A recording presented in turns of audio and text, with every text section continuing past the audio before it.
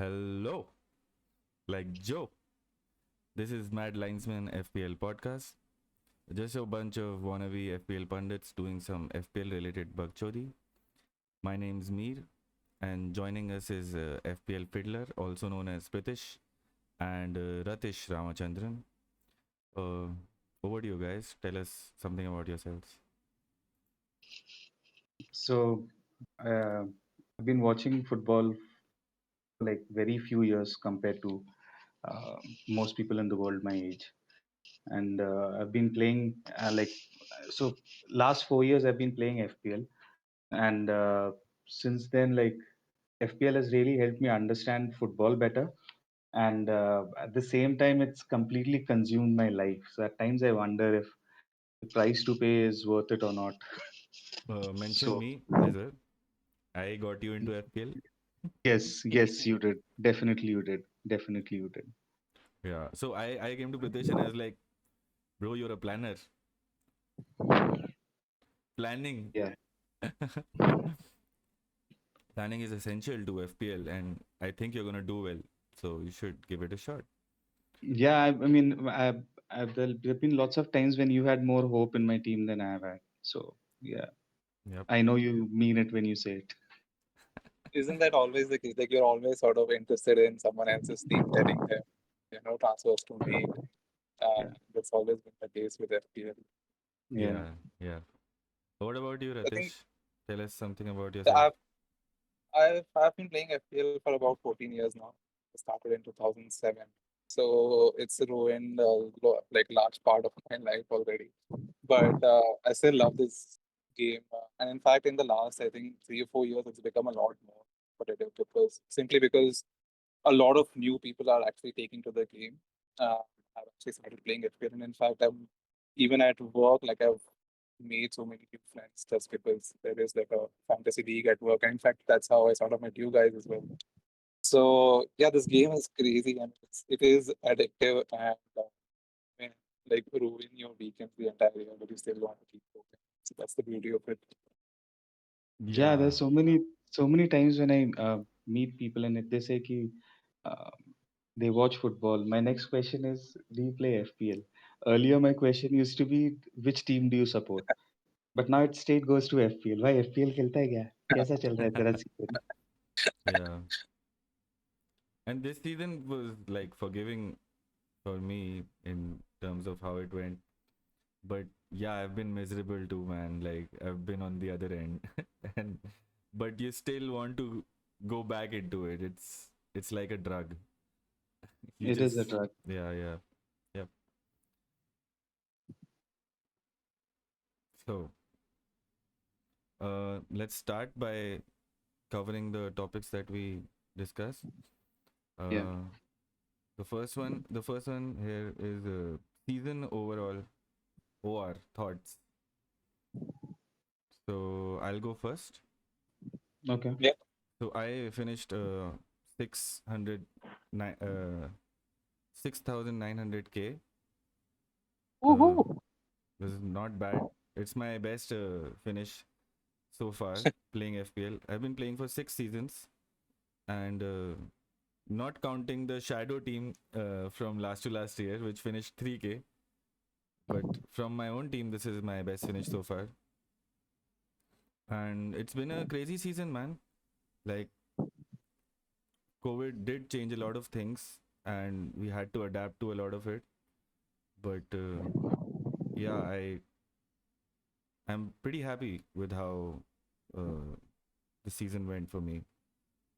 Most of the calls came through, and not too many huge mistakes. We'll cover those when we get into detail. Pritish? Yeah. So something which Mir didn't touch upon, but something which I noticed this time. He came like so. Mir has been an evangelist for most people in terms of peddling the drug called FPL. So he's the one who started the league. He's the one who's the moderator and all of that. And like in the last 3 years, so the first time he played it, he came first. Then after that, for 2 years, he hadn't won, and this time he's won the league also, and which means he'll get some money. I won a lot of money leagues, bro. Yeah, yeah. This one I didn't win anything because I was the banker, so I Mm, had to make sure that I come first in order to lose less money because I still have to pay the second and third person. mm. Mhm. So yeah, my FPL season has been horrible. I got a 1.2 something million rank, and yeah, I mean it's, I mean, and the worst part is that that rank was actually the better side of the ranking which I got this season. Throughout the 38 weeks. Uh, I mean, this was my fourth season and the worst ever in. My best ever has been 33,000 once, just about once. And I think because I got that rank last season, it really got into my head. And I think, yeah, we'll talk a little bit more about that later. But yeah, looking forward to the next season. Hmm. Ratish? Uh, I mean, so last season was actually very disappointing. Uh, so I think I finished at about 230K overall rank. And in fact, like I've been sort of involved more in FPL just over the last 4 to 5 years because that's when it started getting more competitive. And in fact, if you look like every year, the number of people playing FPL is increasing. Like in fact, this year, 8 million people have played FPL. So it's actually become very difficult to sort of stand out. There's a lot of content available online, which, which a lot of people can sort of easily access and plan their strategy in FPL. So it's overall become a little bit more difficult. In fact, I was listening to another podcast sometime back, and like there were two things that they said. One was 70% of the people who finished in the top 10K this season, they haven't finished in top 10K ever before. Yeah, I read that. And another interesting piece of I'm one of those statistic was, people. and yeah, I mean, there was another thing that they said that because of the lockdown due to the pandemic. So generally, what happens is a lot of people drop off mid-season because it's sort of difficult to keep up with the schedule of FPL. You're not able to plan transfers every week. But this season, because of the pandemic, since everyone is indoors, that drop off mid-season has actually reduced. A lot of people actually followed through on their FPL team that played the entire year, which again has made it more difficult to sort of get a top 100K or a top 50K rank. So yeah, I mean, yeah, personally for me, it was a disappointing season, but I think I'll talk more about that later. Yep, yep. And I think with there was this somewhere around the middle of the season, there was this argument whether this season is more skill driven or more luck driven. So and a lot of people were saying that it's very lucky, it's very lucky. But I just feel that it was just that damn difficult because those many people were investing time. Those many people were going on Reddit, reading stuff, uh, indulging in the at times filthy, at times intelligent world of Twitter, and reading like there are those many things to read and those many great podcasters out there. So I just feel that this season of all has been very difficult, and like anyone who's got a good rank this season, I think it's a huge achievement. It's a huge achievement. Thanks, bro. Yeah. Yeah, but on a serious note, I actually did think that it was it was very challenging this season because of the COVID related issues, and a lot of people that I know who are like good FPL players did not do as well this season because they committed too much to their planning. And I think that's one thing that I made a note to myself that I will be as adaptive as possible this coming season. And I did plan my chip strategy according to that. Like I never planned to bench boost in game week 19 I think it was that I bench boosted, but because of the fixture postponements a week earlier to that game week, I was forced to play my bench boost because that was I adapted to it, and that was the thing for me. I think going without a plan really worked out this season.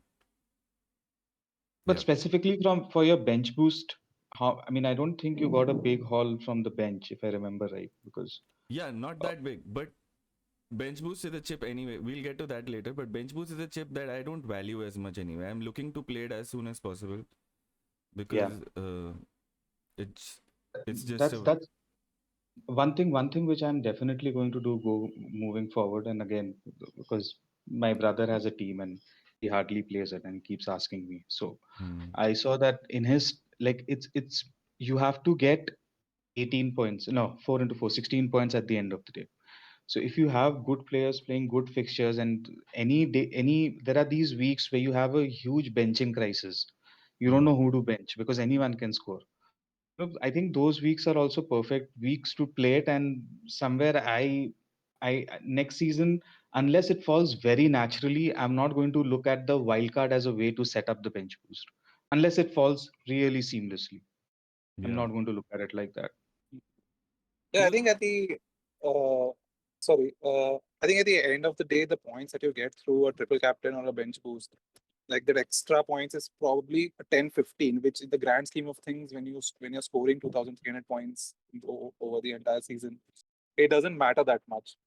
So it's more about what you do for the rest of the time, like not with the chips. So they yeah, do, they do. But the chips, all the chips working really help.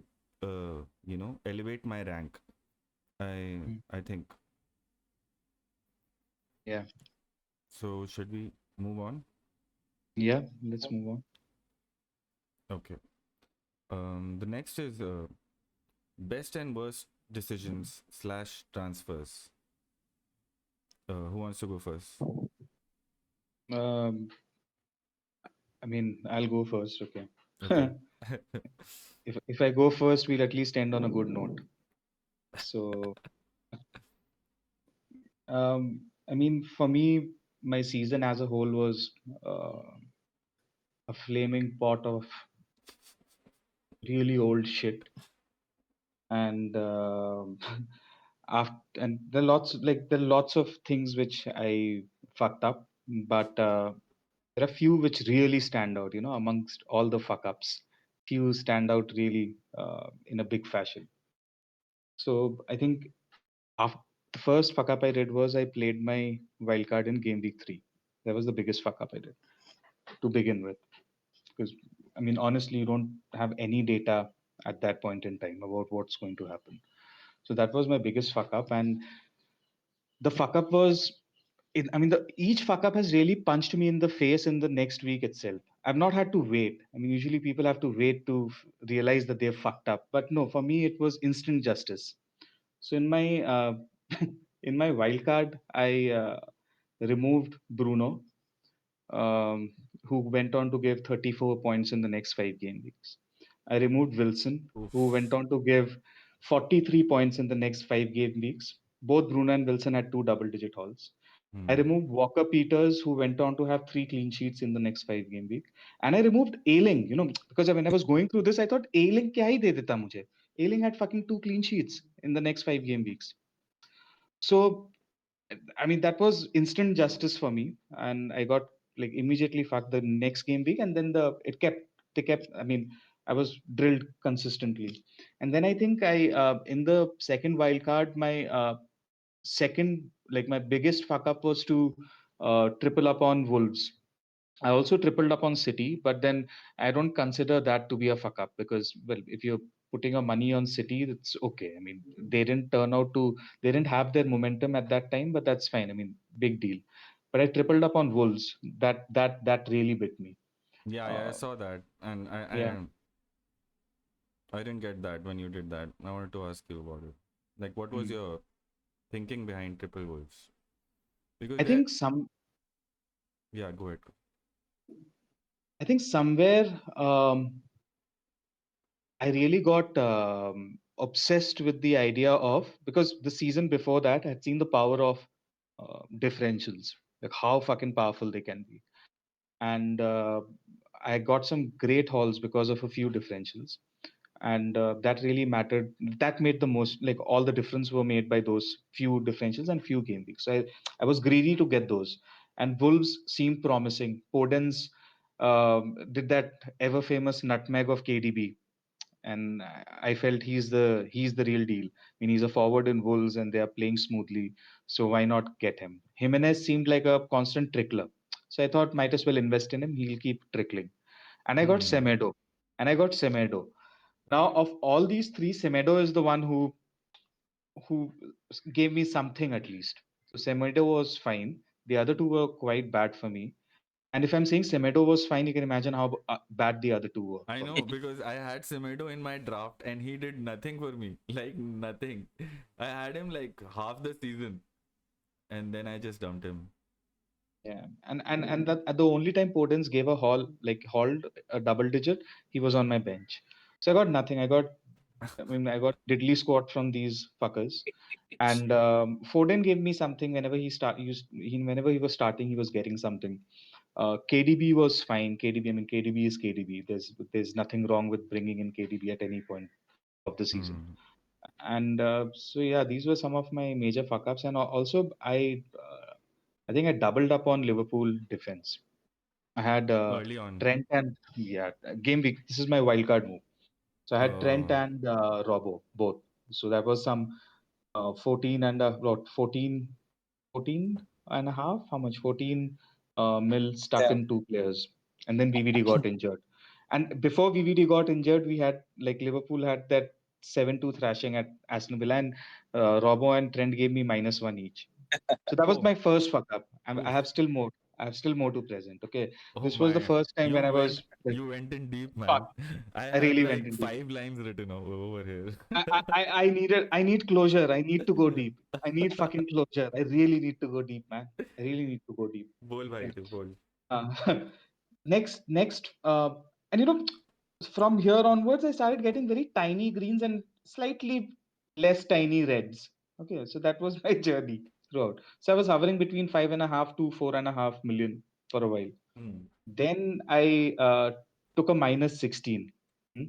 Oh, Oh yeah. Yeah, took it Which in you game week 12. you've done it that And the last 2 seasons. You call it the yeah, mini wild card. yeah, fuck me, man, and fuck my fucking thinking. Anyway, so somewhere around game week 7, I doubled up on Son and Kane. It was a little late, but not that late. So I was okay with it. Then I switched from Kane to Vardy. When Vardy had a good run in the middle, that was around game week 10, I think, 10, 11. I got in Vardy. Then he gave me two single digit returns, and Kane gave me something more. So then what did I do? Okay. I took a -16 hit and I went from Wadi to Ings. Okay. I went from Wadi to Ings because hey, Wadi to Kane to template hai. Why go with the template? I'm a fucking differential master. I'll fucking nail it with a differential. So I went from Wadi to Ings. Okay. And Wadi went on to make 33 points with two double digit hauls in the next 5 games. Okay. And I had ZH, who I think was a good, at least one of those few differentials who really gave me points in that little frame of 3-4 weeks when he did return. Yeah, even I had him at Yeah, that from time. from ZH I went to Pulisic because I was like, hey, Pulisic to score karta hai. Pulisic stopped getting minutes, and yeah, so in the process I calculated I in just by these two fuck ups. Okay, I'm not looking at what I could have gained if I had wildcarded later. I roughly lost about 140 points because of Hmm. these two moves, this wildcard and the -16 rate. So yeah, and from there on it was just trying to catch the template. And during my around my second wildcard, I was able to come close to the template and get a fairly okay team, and ended around 1.2 million, which is also quite fuck all. I mean, at least I should have been within the million, but that didn't work out. So yeah, that's my story. So Ratish, please tell us how. yeah. I That think was Yeah, I think like when you have setbacks at the that felt good. That felt really good. good That for you, felt man. so good. That felt so good, man. That felt so fucking good. Because I've been rattling this off in front of a lot of people, but उनको समझ में नहीं आता मैं क्यों बोल रहा हूँ मेरे लिए इतना important क्यों है ये. You don't get it. I'm glad. But again, a big reason why I'm doing the pod so that I get these moments with the two of you. Yeah, I think this is a very good platform for us to sort of, vent it out at the end of every week so that we can sort Yeah, of have a fresh start to the next game week. yeah. Yeah. Uh, yeah, and I think like when you face a setback like this at the start of the season is sort of quite demoralizing. And I think I also had like a very bad start to the season. Um, if I had to choose like the top, like I sort of limited to just three, but like the worst decisions I made was the first one is obviously not having Kane throughout the entire season. I think I had him only for about 4 weeks, The and whole season you didn't have Kane. yeah, and Only for I 4 mean, weeks, he said. I only had him between 28 to 32, and he did return decently during that time. But again, I think I lost out on a lot of points from Kane, and a lot of people who had Kane obviously also captained him, so that was also a problem for me because I had Kane to captain him in the first place. But why Uh, didn't you get him in? Why didn't? What was holding you back? so that was my second sort of like the second worst mistake I made in the season was having Watkins at the start of the season. So, especially after the 7-2 win against Liverpool, I thought Villa are looking very good, and they were like Grealish was playing fantastically well, and in fact Watkins had great underlying stats at the start of the season, and he was underperforming his expected goals. I think he was like even till the middle of the season, like till game week 18, 19, he was still in the top three for expected goals, throughout the league, but he underperformed so much. He was missing sitters after sitters every single match. And every match I thought that, okay, he missed a sitter this match, but he's definitely due a return or like a big haul, at least in the next 2 or 3 game weeks. And I kept waiting on him. In fact, I had Watkins for about 15 game weeks. I made a note of it You here. had him from the start. I had him from game week 8 till game week 22. That is 14 game weeks. And he Damn. only averaged about 3.5 points over a period of 14 weeks. And because I had Watkins, I actually did not get Kane because I thought, I'll go for a differential. This is again a budget pick. His underlying stats are great. And like that is always the argument that you make, right? Like when someone's underlying stats are great, you just wait on it. Like he will explode. Yeah, And yeah. that just didn't happen with Watkins. So yeah, like my start of the season was very bad because of having Watkins and not having Kane. Um, and I think another failure would be Dallas. At least from what I've seen, Dallas was in the team of, like a lot of the people in the top 100K, especially in the top 10K. And again, he was an excellent pick at the start of the season. I think he started at 4.5, if I'm not wrong. And he started off as a defender for Leeds, like on the pitch as well. Somewhere during mid-season, he was moved by Bielsa to the midfield, and that's when he started actually giving returns because Leeds, in fact, have not kept a lot of clean sheets this season. Dallas returns have always have come through his goals and assists throughout the season. Yeah, And I'm. by the time I realized, yeah, by the time I realized Dallas's price had risen to 5.5 million, like, within a span of like a few weeks, and then after that, could not get him into the team anymore. Yeah, I'm with you on Dallas, man. Like, I didn't own him, not even for a single game week the whole season, and he's the top scoring defender. So, but yeah, I still got a good rank, which means like you can go without these players also. And yeah, I'm Yeah, totally with you on that. Like everybody thought Ailing would be the better asset when Leeds started, you know, and he was a lot more forward, and Dallas was not. But funny how that all that changes throughout the season. Hmm. And yeah. any more picks, Ratish? Best and or worst? Uh, I mean, if I had to talk about like the bad decisions, there have been a lot of mistakes. So I don't think I'll talk about them. But in terms of the good decisions that I've made this season, I think there have been a couple. For example, I had Martinez right. I think I took him in my first wildcard team around game week 4, and I've had him throughout the season. And having a keeper like Martinez has, it sort of, at least you don't worry about a goalkeeper problem anymore because he's sort of a set and forget throughout the season. I know. Uh, So Martinez was definitely, I think, one of the better decisions I made this season. And along with Son is also again. So Son is the only player who actually had all the 38 game weeks. I did not remove him at all, and I think he returned about 230 points over the course of the season. So Son again was one of the better decisions I made. Hmm.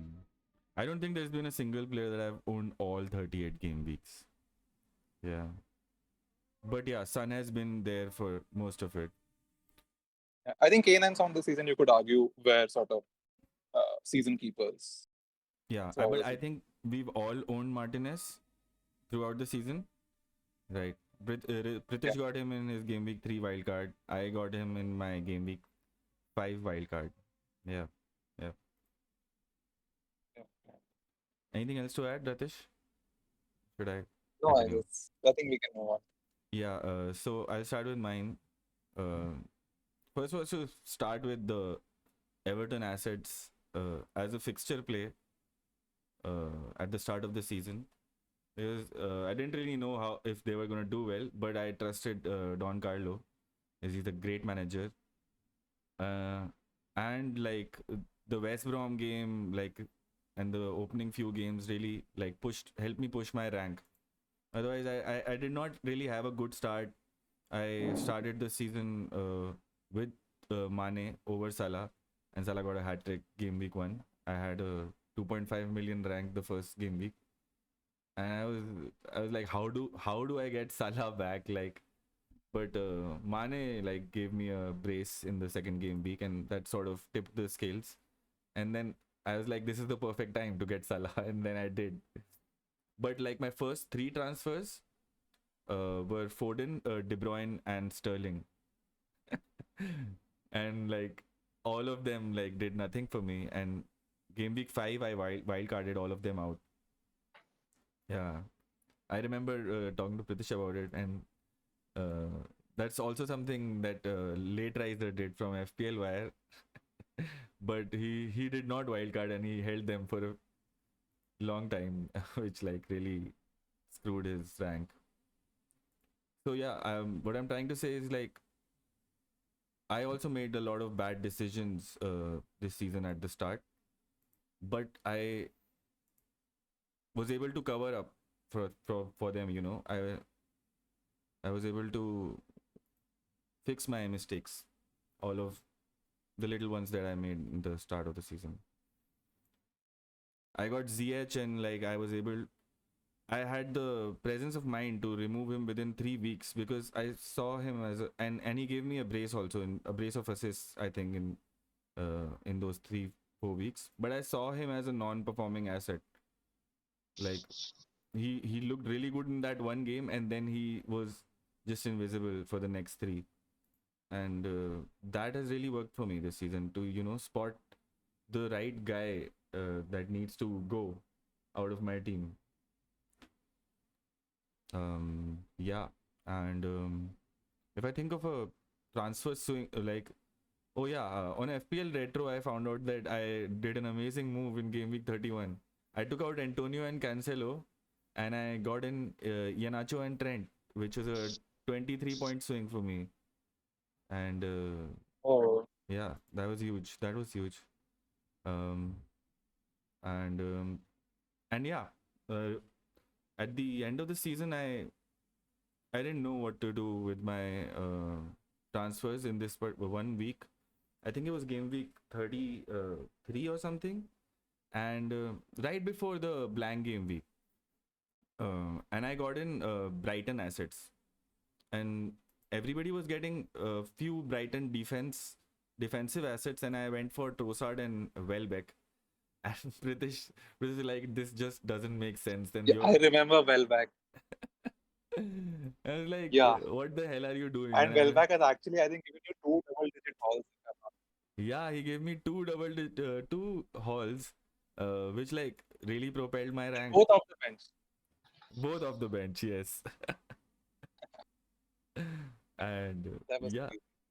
yeah. So luck also had a part to play here, but I was sure of Brighton as a team, because they had been on that run where they were getting better results. Their defense had improved, and they just look like a better team. Even going forward next season, if they do sign a striker, which I'm really hoping they do, I'd be looking forward to that. In terms of worst transfers, I don't remember many, but yeah, I did get Vardy at some point in the season, and I think it was the same time that Pritish got him and removed him right before he scored a brace. That was one, and yeah, Two double digits in the next 3 game weeks after he removed him. yeah.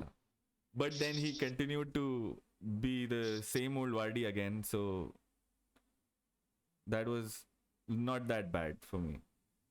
And then I got onto Iheanacho also at the right time with the move that I just mentioned. And yeah, another thing that I did was going from Bamford to Antonio right before he scored the brace. I think I was it against City. It was against a big side for sure. Antonio. Yeah, I got in Antonio and removed Bamford.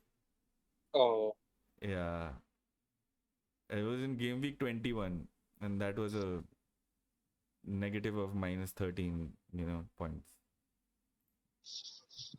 Yep, yep. That's it. That's it for me. Yeah, so we can go to the next section. Yeah. The next section is budget players who stood out for you. Yeah, we'll start with Ratish. yeah. So I think, in fact, this season, quite a few budget players stood out. I think this season has been, in fact, about budget players because the expensive assets like did not perform up to expectations. Like Aubameyang, for example, Aguero, even Vardy for that matter. So it was more about choosing between your mid-price players and how well you sort of make those decisions. If I had to talk specifically about my FPL team, like players who were in my FPL team, budget picks who performed well, I think I'd go with Antonio. Definitely, I think West Ham overall have played very well this season. Uh, and in fact, my second pick would also be Lingard. And I think I got Lingard at the right time, thankfully, just when he had sort of started to hit his run of form with West Ham.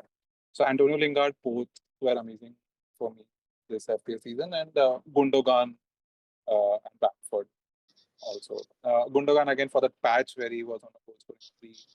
That double game week where I think he I think about 19 points, so you captained him for 38. So Gundogan again, for a change, a City player was actually good for me because generally City players I've sort of not been able to figure out Pep or the players. So for a change, I think I did well with Gundogan. And I think for players who I did not have in my team at all, I think Melier stood out from Leeds. And I think also Stones and Cresswell, both of them again were sort of budget picks. I mean, they started at 5. So if you consider 5 million as a budget pick, I think both performed very well throughout the season.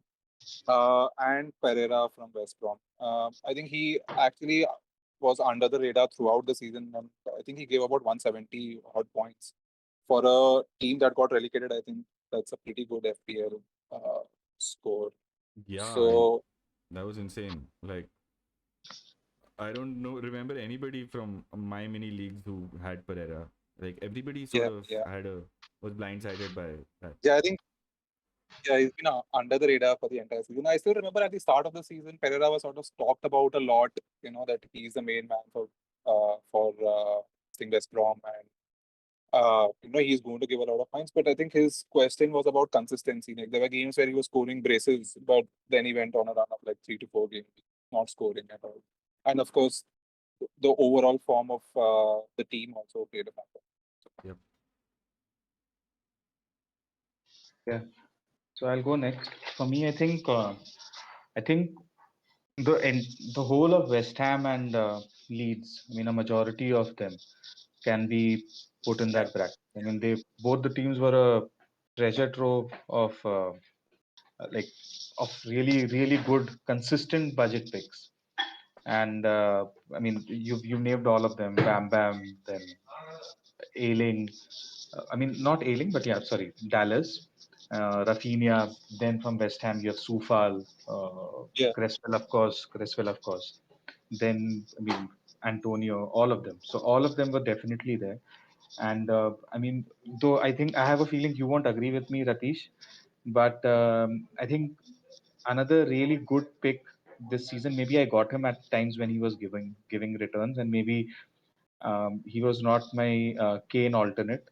So that's why I think Watkins was a I great. knew I knew you were going to say that. Yeah, I think Watkins was a great uh, budget pick, and somewhere I felt like the way Dallas fulfilled Lundstrom's Yeah, absence. yeah, yeah, Somewhere I felt that Watkins was fulfilling Jimenez's absence, and he was just 21 points short of Jimenez. I mean, Jimenez's average over the last 2 seasons where he's played full seasons, and I mean he had some 7 shots on the post. So I just feel that given the confidence and Yep. yeah, and one more big thing that he was really filling up the role of being a creative person when Grealish was not playing. Yeah, I yeah. And did the not fact expect that.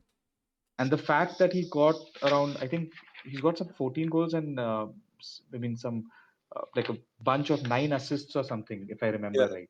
He had a really So strong end to the season as well. yeah, I mean he's one of the players I'm definitely going to look forward to next season for how it works out. Yeah. So I think for me, yeah, I mean these were of course West Ham. You can take your pick right from Struijk to uh, Bamford to Rafinha.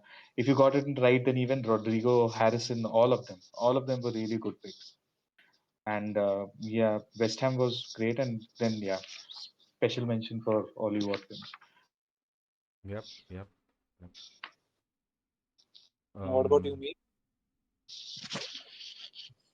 Yeah.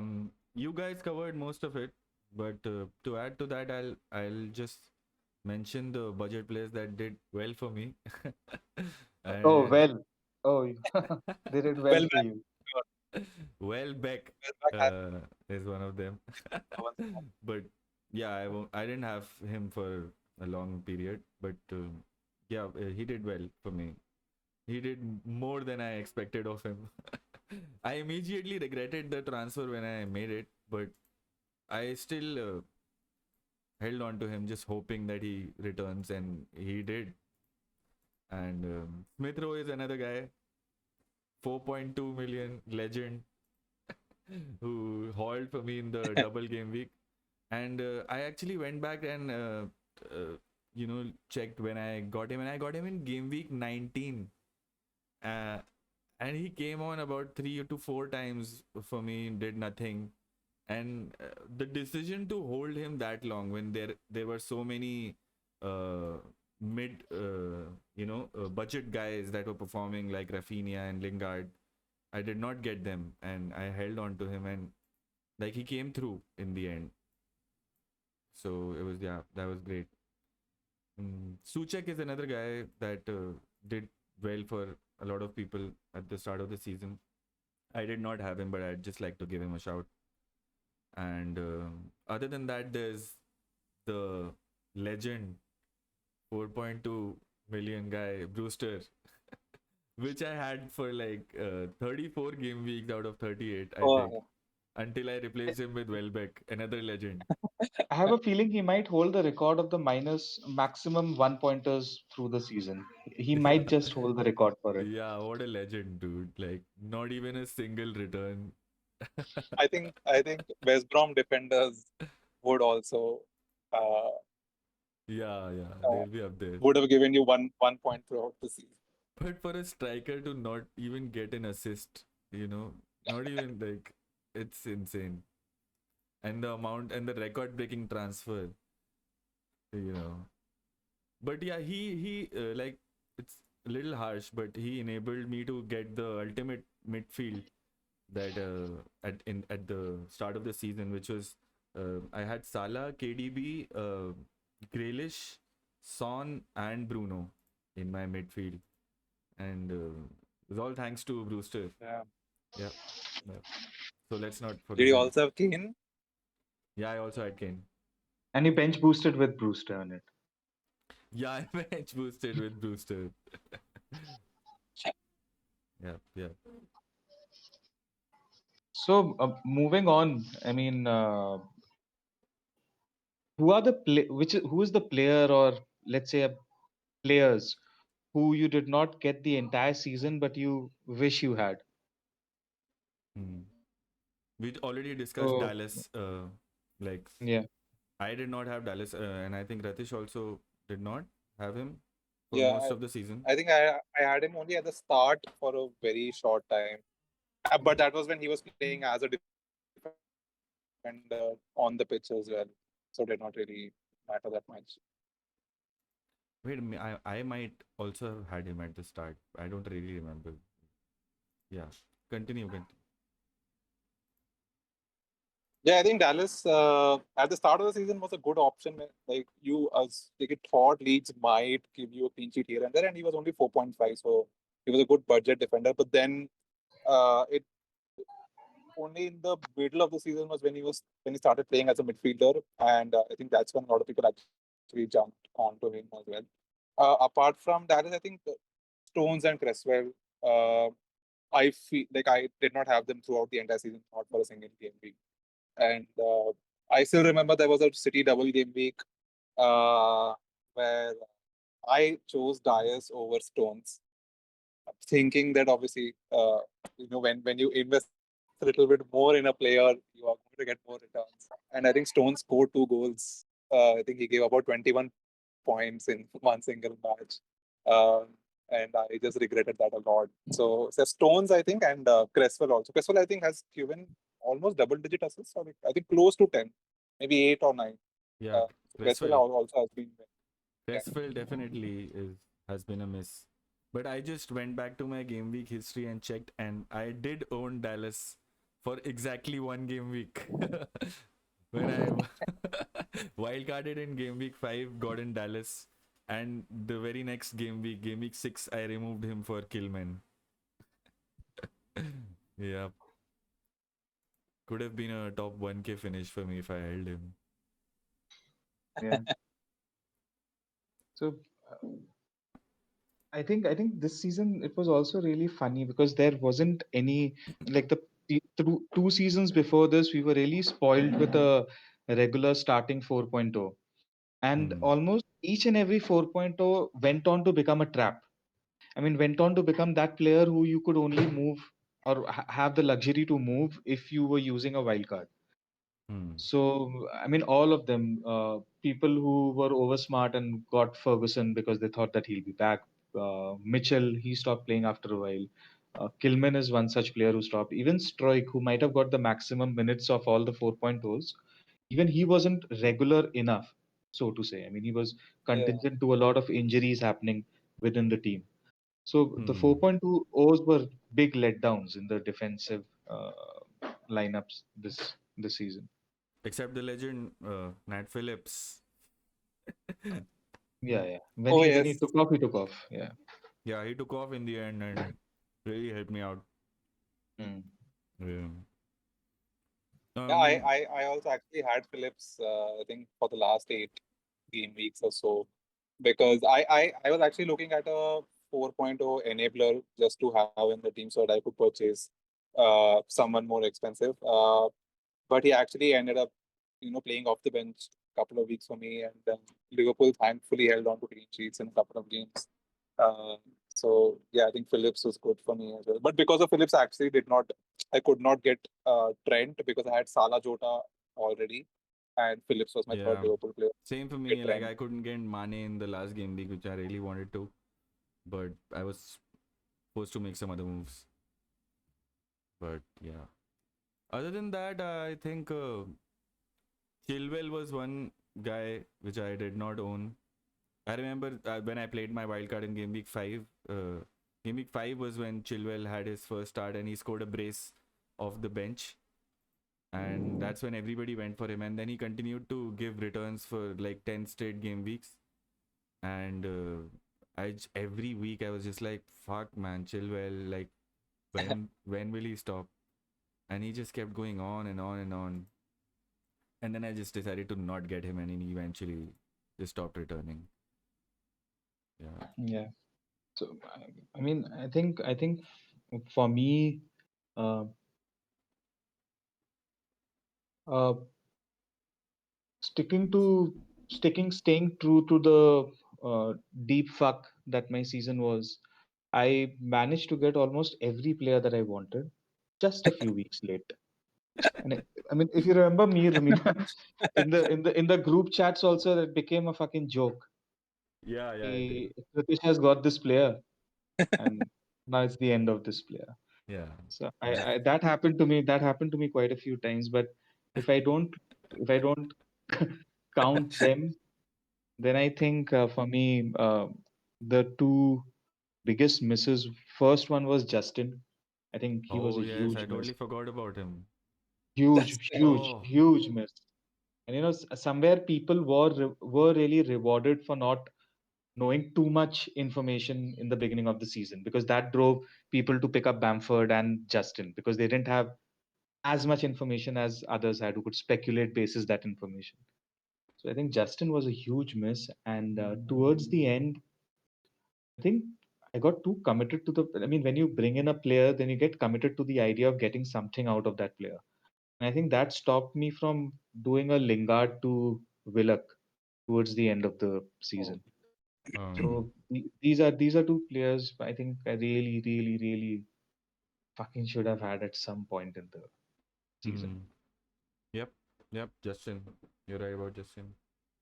Um, In fact, uh, at the start of the season, there was a lot of speculation that both Pereira as well as Castagne were out at the start of the season, but people said that once they came back, Justin will lose his place.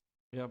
And Yeah. I was so convinced by that idea that once Castagne comes back, and as soon as he came back, in fact, the first game week itself, I took Castagne in my team, uh, and thinking that now finally Justin will stop playing and Castagne will give good returns. But he even Castagne did not took off. In fact, he got injured again, and then it became a thing about ego. Like I've never get Justin in my team. So Yeah, that's the thing. We convince ourselves of that the managers will like make reasonable choices, but they they have their own biases sometimes. Like at some point I realized that Rogers is playing Justin in like every freaking game, including the FA Cup and the Europa. He was just playing every single minute like a fucking monster, and I couldn't believe that we missed that. Yeah. Big miss, big fucking miss, man. Big Yeah. fucking Moving on. Yep. The next is player of the season in FPL, not Yeah. So restricted to your team. why don't you start me? For me, it's just it has to be Emmy. Yeah, just fixing the whole goalkeeper problem for me for the first time in FPL. It's enabled me to focus on the rest of my team, and I think we really undervalue that. So it's gonna be Emmy for me. Yeah, for sure. I think same But, for me. Emmy, I had Martinez for the entire season. Hmm. Like you said, it really takes a load off your shoulders in terms of planning Yeah. for future game weeks. But outside of my team, if I had to pick like the FPL player of the season, definitely has to be Kane. In them, at least this season, there's no doubt about that. so it's these questions are damn difficult because we all have our own subjective filters to choose who we think was the best player. So, and I think somewhere it also reflects our playing style at the end of the day. So, I mean, for me, the best player. I mean, I thought of Martinez, and I get that whole point of the second highest return from a goalkeeper and all of that. I get that, Of all but time. of all time. So, but for me, the way I play, I usually have like I pick a 4.5 and I stick to that 4.5 unless I'm playing a wild card. And more often than not, that 4.5 turns out to be the top two or top three return provider. So anything which Martinez gave beyond the average, which say the regular 4.5s have been given over the past two seasons, that was, I see that as a bonus. It's so वो 4.5 का role उसने कर दिया, but anyway I wouldn't have fiddled around with my 4.5 in my team. For me, the player of the season in terms of FPL is hands down Bamford. He at a 5.5 starting, he's returned 194 points. Just one, I mean, just one injury less, one appearance more, one goal here there, and he would have crossed 200. Yeah. And Yeah. uh, and you know the best part about Bamford, I was thinking about this thing that of course we didn't get in Bamford because Rodrigo was just brought in. He was a striker who started for the Spanish team, and everyone thought that Bamford will be replaced. So I just checked something, and basically even if you got Bamford like around game week 8, which is I think a sizable amount of data needed to know that Bamford is going to be a starter. Even if you got him at in game week 8, you would have caught 75% of his haul at a price at a cost of 6 million.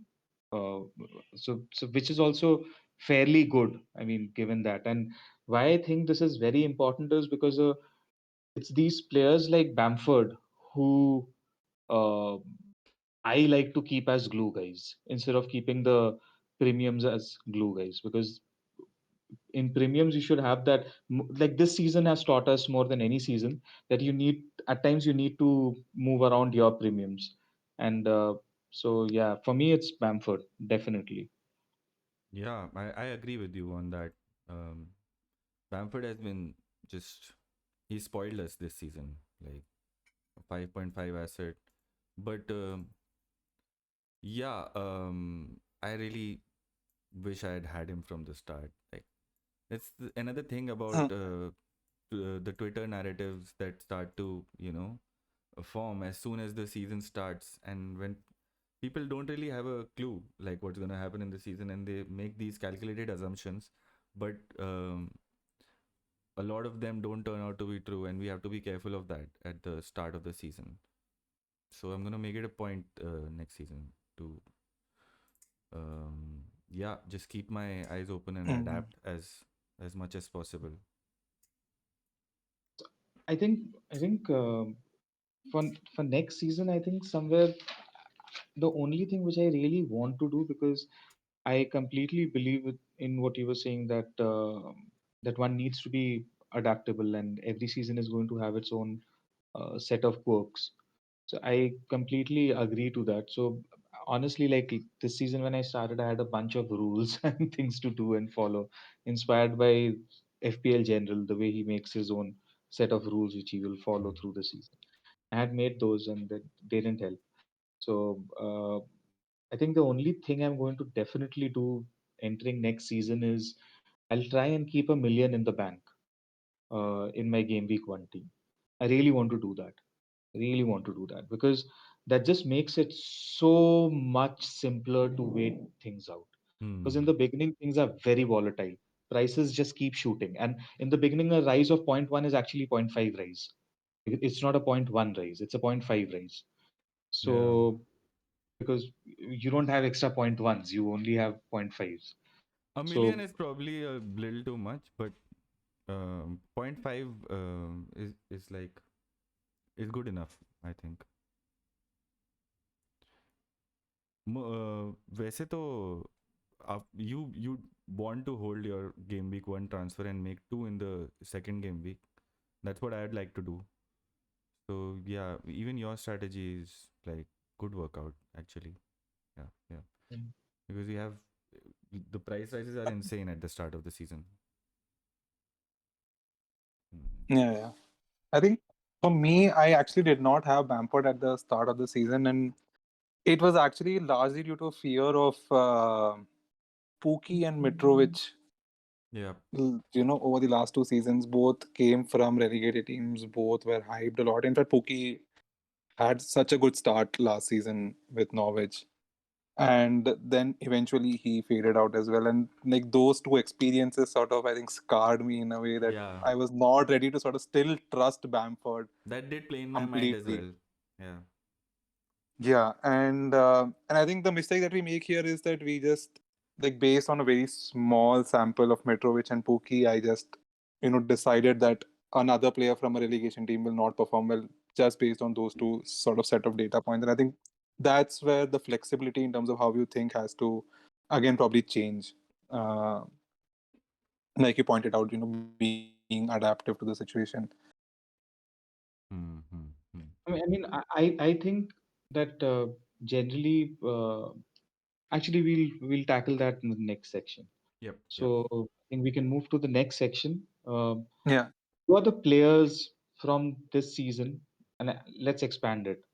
Who are the players you would definitely have in your game week one team next season? Could be players from this season, could be players you imagine would come in. So I'll start. Um, I think I'm going to be very careful about players who are coming from other leagues. I think I'll be very careful of that. Uh, I'll be very careful of uh, new players unless I see them set in into a team. Whether it is Jadon Sancho, even if it is Kane, I'm going to wait and watch and see a little bit. I might miss a few of his hauls, but that's okay. Kane's not really And like new. Just be a new team. yeah, but then you know what I mean. I mean, how of course it's City and they'll provide better than anyone else, and it's Kane. So I get that, but Yeah, still, I think it just makes sense to see. Just wait and watch and see how a player fits into a team. And unless you have ample knowledge and information, and what does ample knowledge and information do? It makes you choose Havertz and Werner in your game week one. So, so yeah, I think it's very important to see how a player fits in.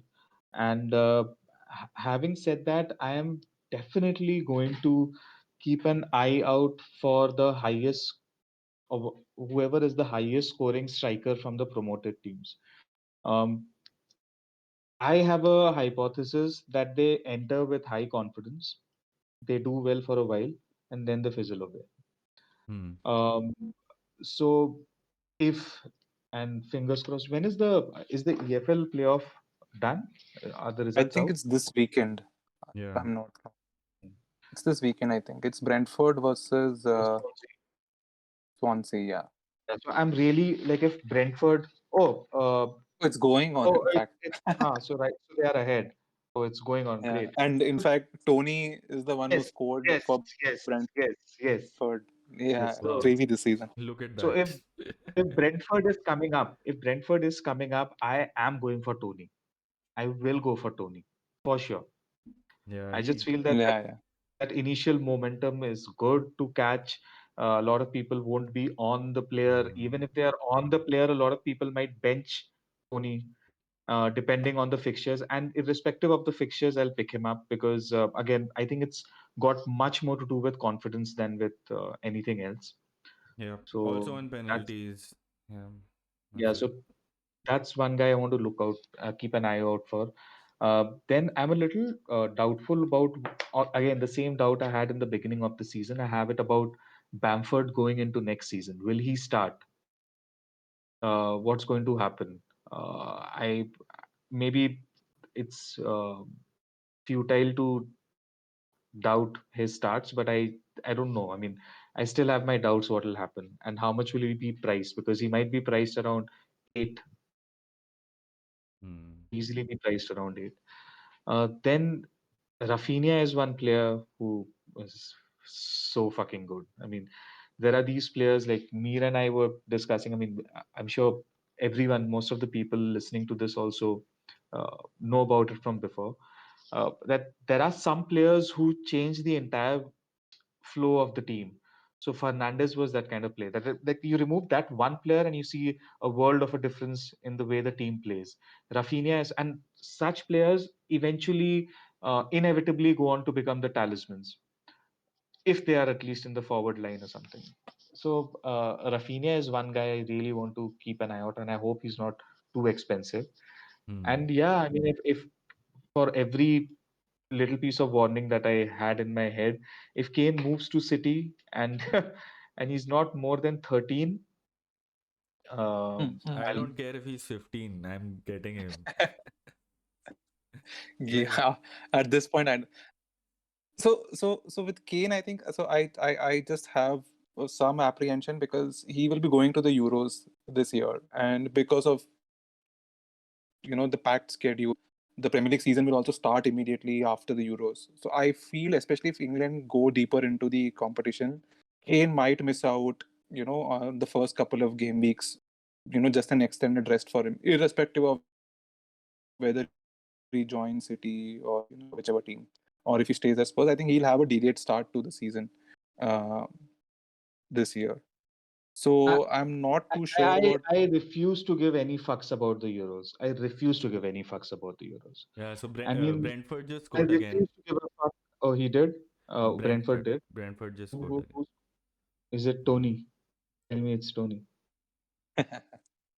So yeah, I mean, I really don't give a fuck about who's playing in the Euros and who's not.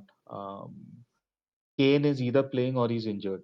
The only time when I'm apprehensive of getting in Kane is the 2 weeks following his like return from an injury. Those are the only 2 weeks that I'm really apprehensive of getting him in, because he's very conscious and he doesn't push himself that much right after coming back from an injury. So the Euros, I don't give a fuck, man. I have like you saw how Kane and Son went on like machines, man, despite the congested fixtures which they had. Yeah. So I don't I want think to wait and find out if he's going to do well or not. I'm going to take the, you know, I will have him no matter what. And the good part about a price like Because that high is you can always any player you want to move to will be below that price. So you can never be priced out ever if you uh, start with a Kane and it doesn't take I'm off or never taking him out unless he's injured. Because see, the thing is, he'll either go to Chelsea or City, you know, and both those teams like collectively are way better than Spurs. So that has to be good for let's him let only. let's save some of the Kane for the last section which we have for him. Oh yeah, yeah, we do have the last section. Once we start talking about Kane, there Kane won't be any Kane stopping deserves us. a Yeah, he Kane deserves a deserves a separate section. yeah. So yeah, I mean, for you, coming back to you, Ratish, you who are the players that you would definitely bring in, or maybe you would keep on a tight watch list for next season? So I think for me, So over the last few seasons, the way I've started the season is I've tried to stick to the tried and trusted players from the last season, because the idea is that like you would probably use a wild card somewhere around game week 4 to game week 5. By the time when you have some information about what are the starting lineups, how are the newly promoted teams performing, etc.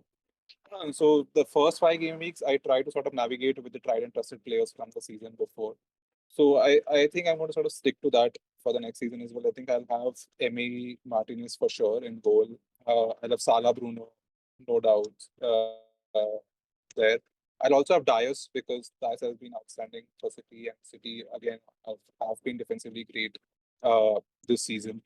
So yeah, I think these 4 to 5 picks and a few budget picks, maybe a Bamford, maybe a Rafinha. Dallas, I'm not sure because like he will be listed as a midfielder next season, yeah, he's which gone. reduces his points from clean sheets. Yeah, he's I gone. think what happened to Lundstrom would probably happen to Dallas as well. I hope not, Yep, but I think that's where it'll it go definitely towards. will.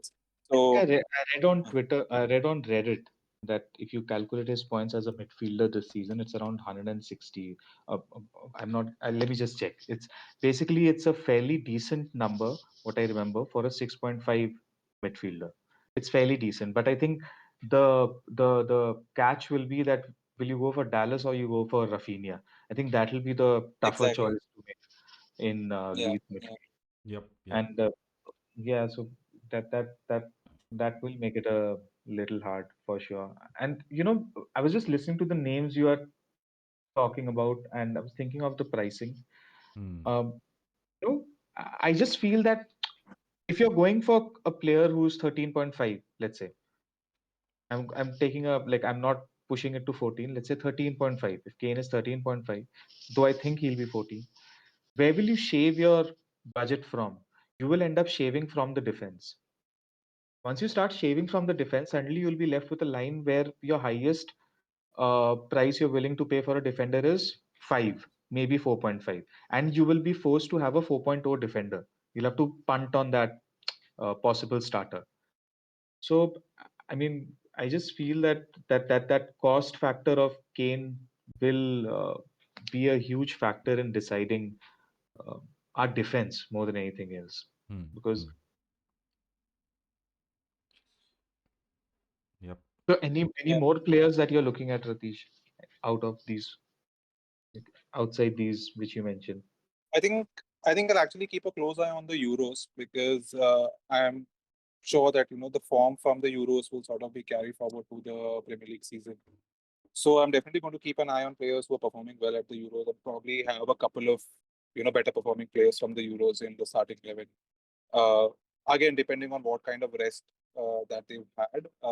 But yeah, I think a couple of players from the Euros definitely will be in my game week one team. Wow, Hmm. we're already well above the R mark. So yeah. Yeah, we have just a little bit more to go. Yeah, so for me, it's I'll definitely keep an eye out for uh, Brighton defenders because I think they're going to be underpriced, and we're going to need those if we're going to get Kane, and Kane's not going to be cheaper than 13 for sure. Um, Other than that, But Potter might leave. i- In, अच्छा ऐसा है as as per Champak News, Champak news अच्छा Punjab as Kesari per as per Punjab Kesari, as per hashtag fake news. hmm. Um, hashtag you'll never know whether it's fake or real news. Yeah, why though? He, Why would he leave? Like, I I mean, think. because so I I think think he's been linked with Spurs actually. most of the Oh. conversations, most of this churn has been initiated by the Spurs vacancy. Most of Okay. these conversations. Hmm. Hmm. Might But also be a good choice for Arsenal if they decide to sack Arteta. hmm. I think they're doing well under Arteta actually. Hmm. I'll be looking at Arsenal assets also if they underprice Saka next year, but it all depends on the pricing. And Yeah, Arteta is just a very poor man's Pep Pep. Roulette. Yeah, he's a poor man's Pep Roulette. I mean, you never know who's going to start. You never know when they are going to haul. I get it. I mean, you and even you would agree that you were lucky with that haul you got of. Uh, from Smith Rowe, yeah, definitely, definitely. He's just fucking lucky to catch that haul because the rest of the season he was giving ones off the bench. Yep. So with Arsenal, I think that's my biggest reservation against them. That so you're not like a Mahrez that I bring you Hmm. in and I keep starting you, or even Foden in the beginning of the season that I keep you and I keep starting you, and each time you start, you'll give me something or the other. Hmm. Hmm. Hmm. And I don't feel that way about Arsenal Hmm. cheap I assets. just think that they're a team that's slowly settling and they're investing in their young players. And when big players like Oba had such a terrible season, Arteta, adapted to it and he gave the young guys a chance and they did perform for him. And they're sort of building a foundation to this team, with all the young guys stepping up, including Martinelli and Oh, yeah. yeah, yeah.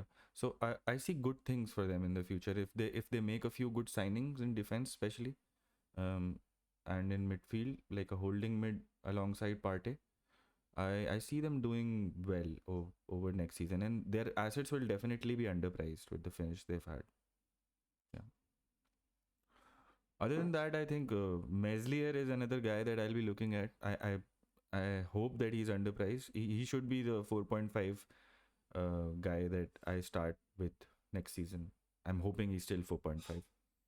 Hmm. Actually, which brings me back to another conversation which we had in the past, which was, I think you were telling me or who was telling me that usually it is the center backs who get price hikes and Yep, the yep, yep. fullbacks. In these lower Yeah, mid-table so teams like Burnley I and I have a feeling. I have a feeling that uh, for people who don't want to pay 5.5 for a goalkeeper, even if it is Martinez, for people who don't want to make that, a lot of people don't like spending that much money on a goalkeeper. Target might be a great into the yeah, yeah, yeah. I was Aston coming Villa to that. defense. I was coming to that. I was coming to Villa assets. I've written it down here. Villa will also be underpriced a lot next year because when Grealish got injured, they just had a massive drop, and that affected their overall performance. That really counts in the next season's pricing. How you Mm. finished on the table. So I'm really hoping that they'll be underpriced. I think they will be. Mm. Hmm, hmm.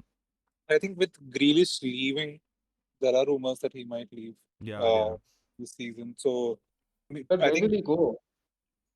I Where, think he's where, been linked strongly to United and City. And I've City. seen rumors of him being linked to City, and I think City plan to replace Sterling with Grealish. Because I think Sterling has sort of gone off the boil over the last couple of seasons. Pep has started trusting him, I much lesser this season actually. But Foden also plays on the left. So I don't know what.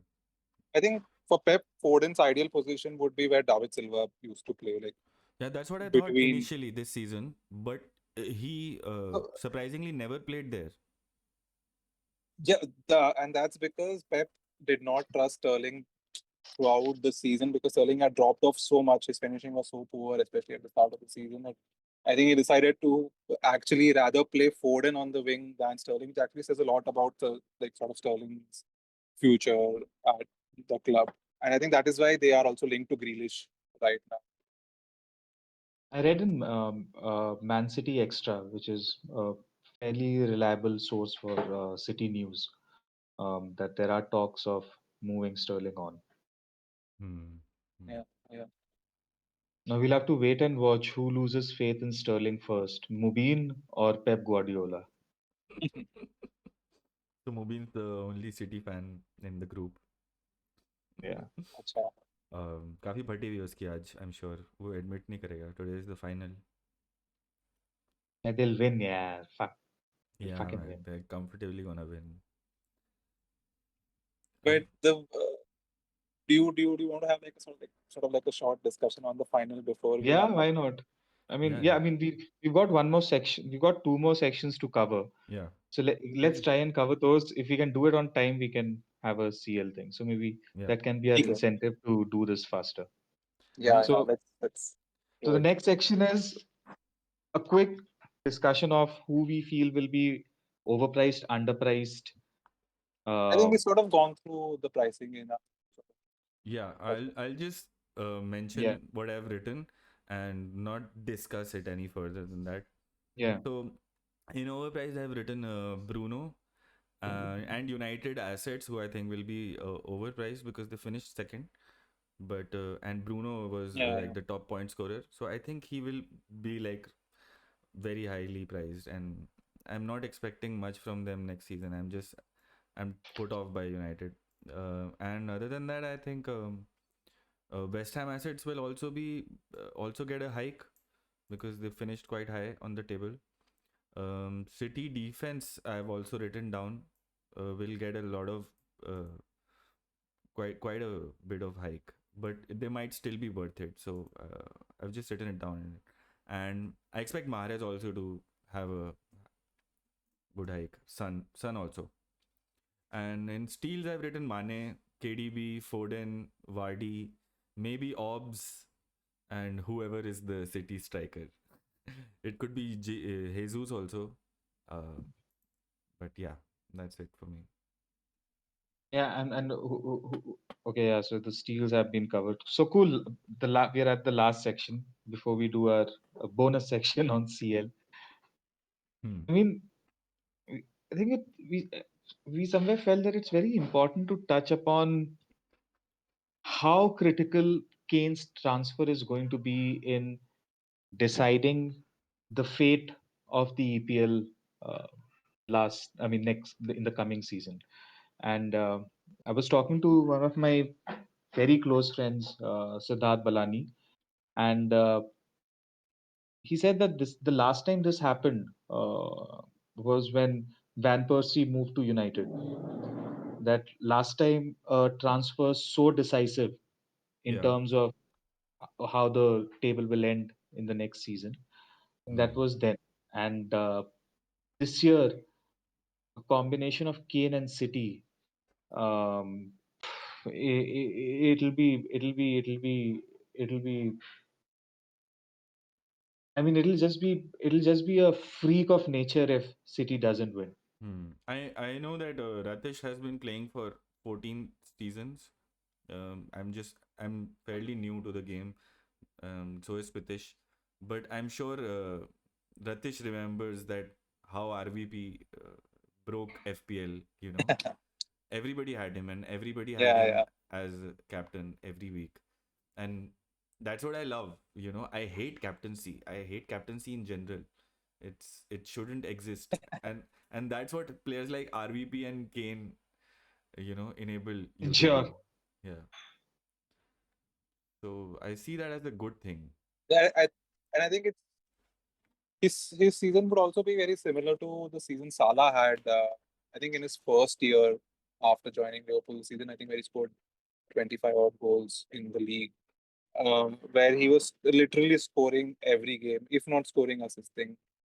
Salah was like a set and forget captain. But I think for 2 seasons running, you could just set and forget him, and you would still get the maximum points possible from a captain. So Kane this season has been very similar to that. He was the set and forget captain throughout the season. I think if he goes to City next year, my only worry is that given how much Pep likes to rotate, and in fact this season he's played people like Bernardo Silva, Ferran Torres in the number 9 position, sort of like a false 9, and he's not played both Jesus as well as Aguero, and he's also managed to get results in those games. Like he's played good football in those games. So my only worry is that in maybe games where he feels Kane could be rested, I think he would sort of rest him. So Yeah. then, and if Kane is priced at 13 million, and if he's going to play every alternate game, then is he worth the price? Is the only sort of worry for me.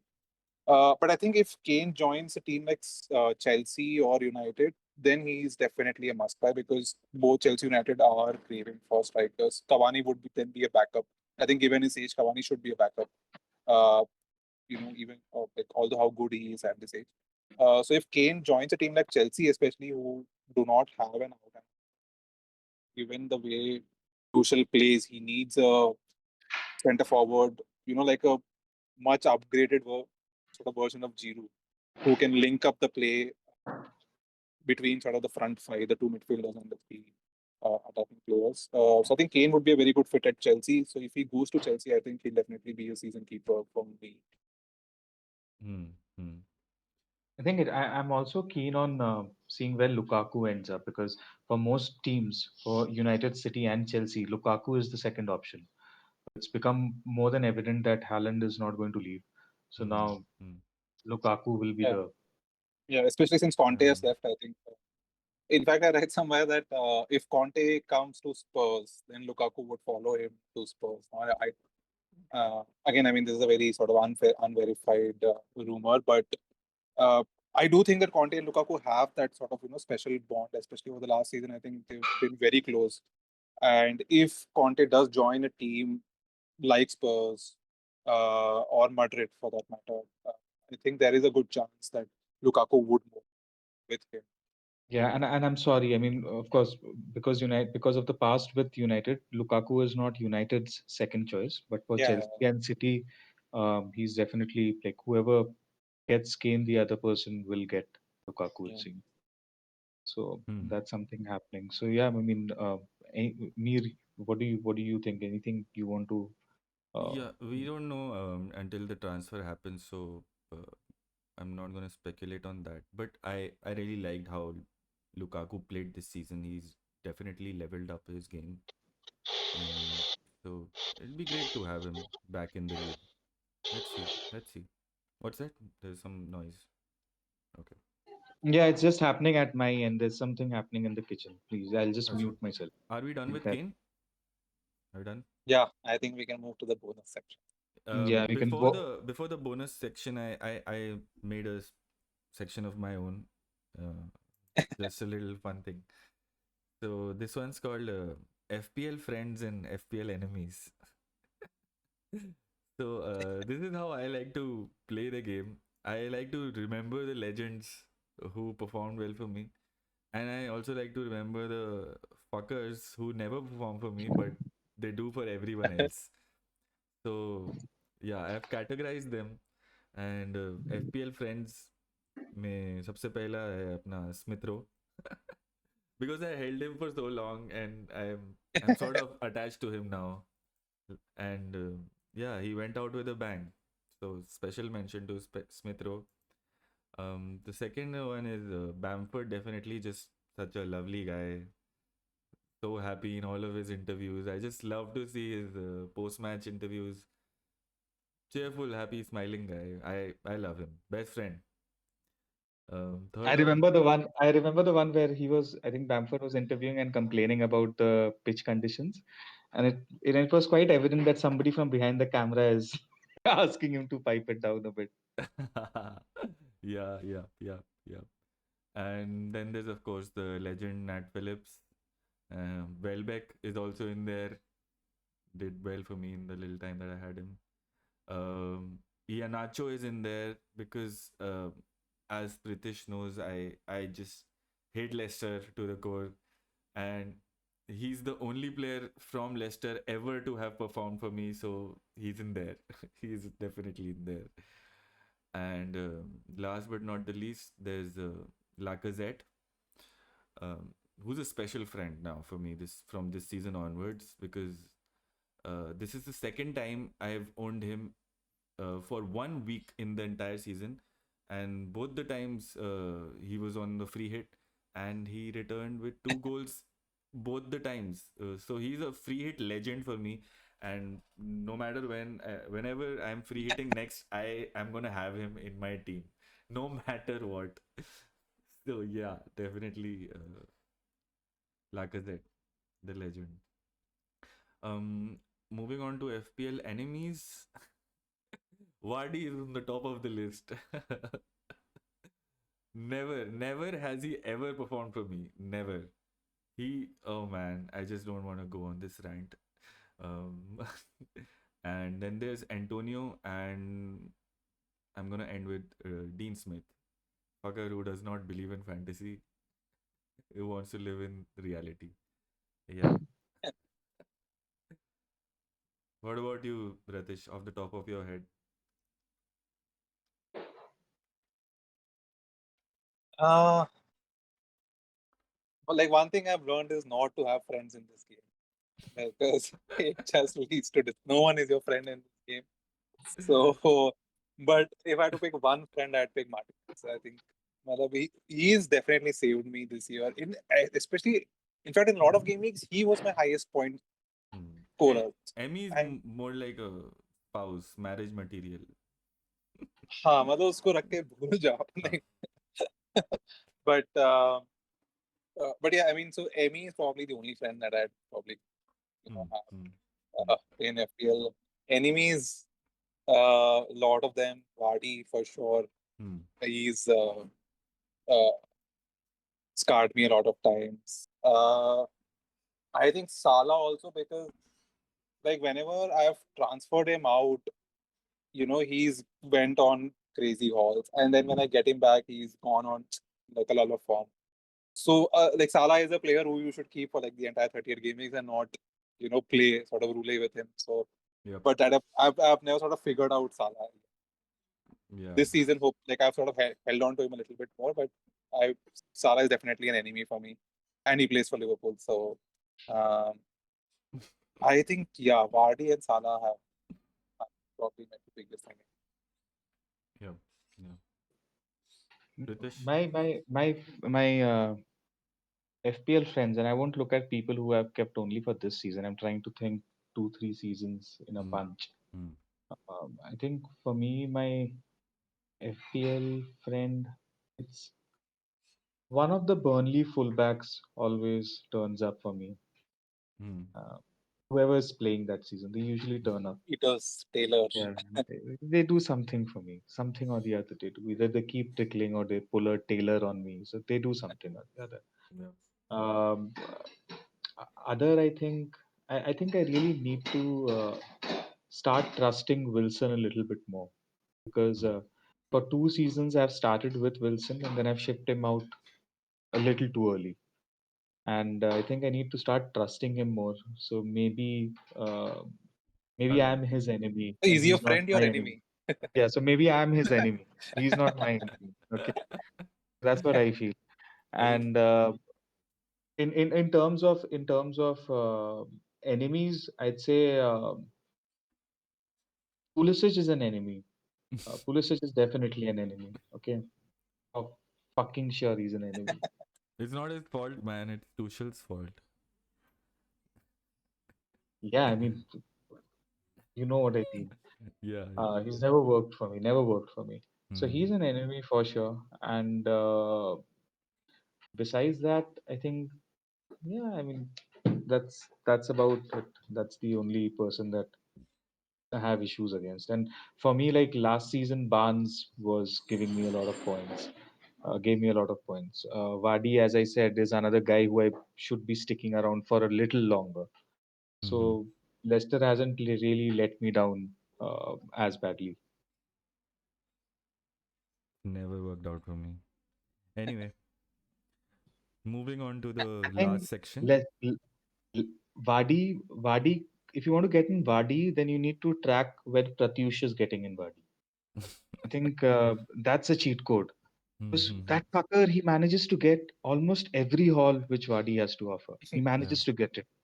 And so, yeah, I think Yeah. We should follow Pratyush We should. if you want to decide when to bring in Vardy. Or Magnus, like Magnus always gets him at the right time. Yeah, Magnus manages Mane also, I think, to a great Mm. extent. Magnus had him for the last game week also with his 2 penalties. Yeah, makes sense. Makes And he sense. bench boosted in the last game week. Crazy, crazy. Yeah. So about tonight's game, Yep. uh, Wow. Ratish, what do you think, man? What's going to happen? Uh, I think obviously City are the favorites, given their run of form. And I think Chelsea have. I think over the last few games, the form has dropped a little bit, so not the ideal time for Chelsea to be playing the Champions League final right now. But given the way how Tuchel plays, I think like his system would sort of counteract City system to a large extent because he keeps it compact, very compact in the middle of the pitch. And Pep and City sort of like to move the ball around in the middle of the pitch as well. So it's going to be sort of like a stalemate for the large parts of the game, I feel. And if Chelsea could nick in the first goal, then I would make Chelsea favorites to win because if once they get a lead, I'm pretty sure they will defend it very well. Uh, but for City, if they start the game very well and if they're able to get a goal in the first 30 minutes, I think that would sort of set the tone for the rest of the game for City. Hmm. So yeah, I think whoever gets the first goal, I think will go on to win the game. Even though City are favorites, I think Tuchel might manage to maybe take it to extra time, probably defend for the entire 90 minutes. I think Chelsea's best chance would be on set pieces or if the match goes to penalties. Yep. Yep. I just hope that Chelsea do not score first because I want it to be a good game and an open game. So, yeah, you're right about that. Let's see, man. I'll be rooting for Chelsea tonight for sure. Um, but however, I also feel that if City wins, it might have a huge impact on their motivation next season. I mean, how hungry will they be after winning the EPL and the Champions League in the same season? So that's there for sure. And Yeah, I want Chelsea to win, but then if Chelsea wins, then Sommel will become incorrigible. But then I can tease Mubin. If City wins, then I'll feel like quite sad, and Mubin will rub it in really hard. Yeah, he will. He's He gonna will be fucking rub unbearable. it. He'll be so unbearable. He'll be so unbearable, man. He'll be fucking unbearable. But I'll still be happy because the Barca fan within me wants Pep to have that Champions League, which he hasn't had ever since he left Barca, and people always like doubt him and his managerial abilities. Uh, but You yeah, know, if he gets this, then it's like the ultimate thing for him. my thing is, Mir, I don't think that if Chelsea scores the first goal, the game will become boring because City is like a the deeper people defend, the More they'll attack. the more violent they are in their attack. They Yeah, really go at it. They go at it with full force, and they are Yeah. so good with these rondo, smallish passes within the box. They are so good with it. They inevitably find gaps within the 6 yard and the rest of the box. They manage to do that for sure. So I just feel that irrespective of how it goes, it will be entertaining for sure. It'll be very entertaining. yep. Let's hope so. But I don't expect Chelsea to bring the entertainment home. I'm counting on City to make it entertaining. Yeah, Yeah. I think Tuchel, the way he sets his team up, like they create very few chances and they sort of try to score from those few chances. But they're very solid at the back at the same time. They keep a lot of possession. yep. Uh, They so press that will really be well. interesting to see. Yeah, And yeah, that back with Kante in front is Hmm. damn good. yeah. It's Yep. going to be interesting for sure.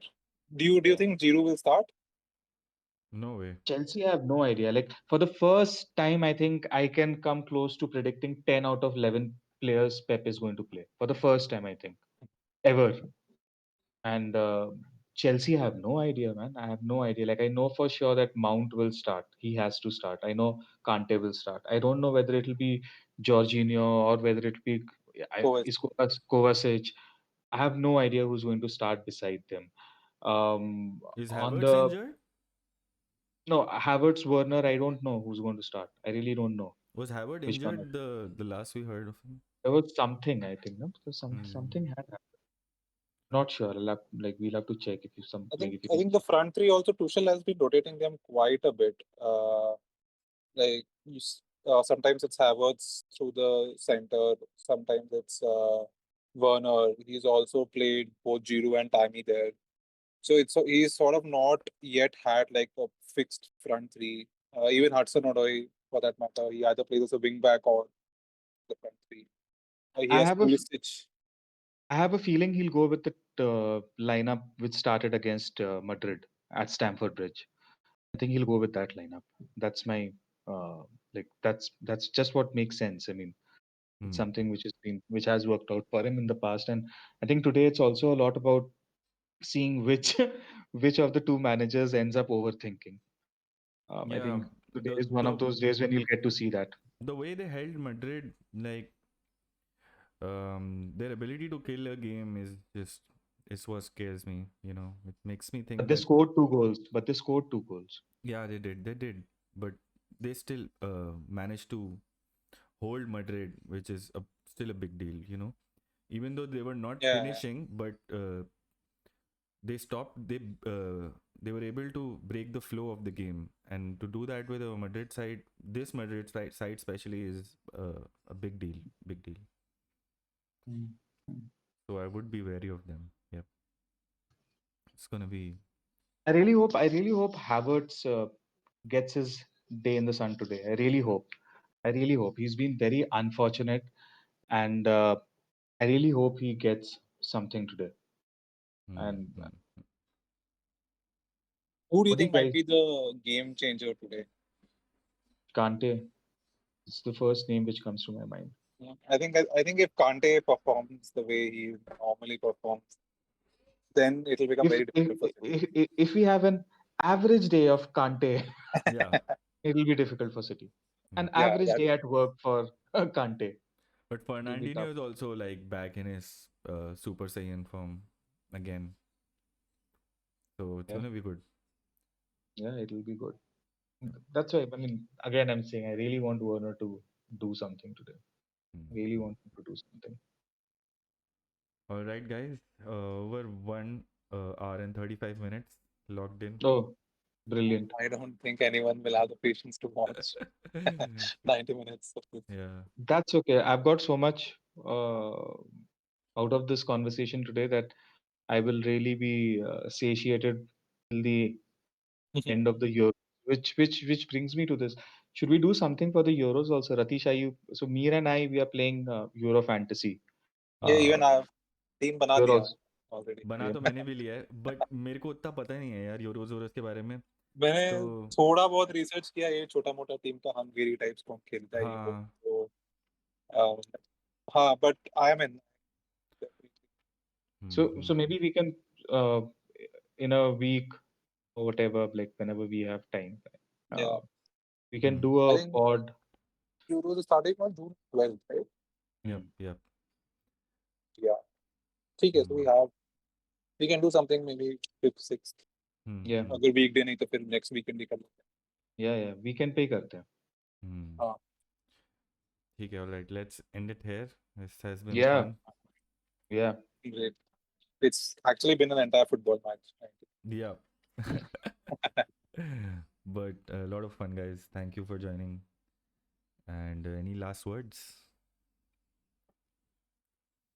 see you tomorrow Just thankful, like I'm just thankful that I'm done with this FPL season, and yep just this misery is over finally. But I'm looking forward to the misery again. I think Brentford are through Oh, lovely. So yeah, but first it's first name, half time but they are 2 goals up so yeah first name in my team, Ivan Toney. Tony, Mhm. First name in my team. First name. I'll keep an eye out for him because he gives me Drogba vibes. Let's see. He's yeah. good. He's good, man. Hmm. He's good. He's so good. So in fact, Watkins was also with Brentford Yeah, last season. Watkins Hmm. and Scored yeah, and 20 odd goals. Yeah, Watkins, Benrahma, both of them. yeah. Hmm. Benrahma, whenever he's given the minutes, he's showed potential for sure. So Brentford has that mad attacking mindset, and Hmm. it'll be Very fun similar to to see. Leeds in a way, actually. I won't push that far. I mean, because I Yeah. just feel that it's so much about Bielsa versus whoever True, Brentford's true, manager is. I true, think so true, much. true. All right then. Yeah. All right. Check us Bye out. bye. Yes. See you at the final. Bye. Yeah. See you. So Yeah. we can decide if we want to do a watch along or something. Yep. Chalo. Yeah. Bye. Okay. Bye. Yeah, See guys. you guys.